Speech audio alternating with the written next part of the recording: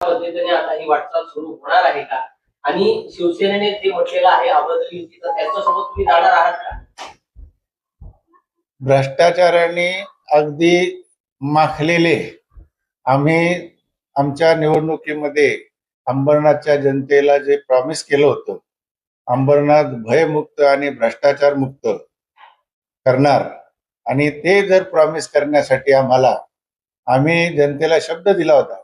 आणि जर आम्ही शिवसेनेची युती केली असती तर तुम्हाला माहिती आहे, शिवसेनेचे 2 नगराध्यक्ष जेलमध्ये गेले भ्रष्टाचाराच्या प्रकरणामध्ये. आणखी किती जण जातील हे सांगता येत नाही. तर जनतेचा आदर ठेवून आम्ही आघाडी केलेली आहे.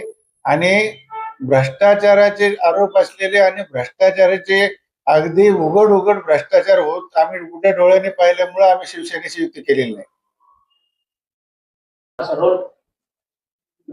आज या ठिकाणी महाराष्ट्रामध्ये नगरपालिका नगर परिषदामध्ये मैत्रीपूर्ण लढत भाजप आणि शिवसेनेची झाली आणि त्यामध्ये सर्वात जास्त नगरसेवक नगराध्यक्ष भाजप व शिवसेनेचे या ठिकाणी आले. त्याप्रमाणेच अंबरनाथमध्येही भाजपच्या नगराध्यक्ष या ठिकाणी बसला आणि सर्वात जास्त 28 नगरसेवक हे आमचे शिवसेनेचे या ठिकाणी आले.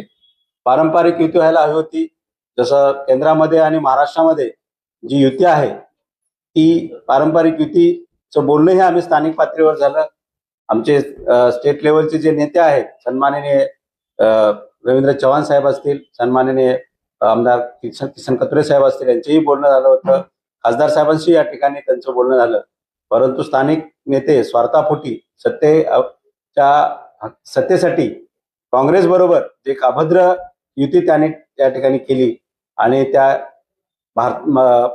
भाजपचा जो काँग्रेस मुक्त जो नारा आहे त्याला कुठेतरी छेद लावण्याचं काम या ठिकाणी अंबरनाथमध्ये झालेलं आहे.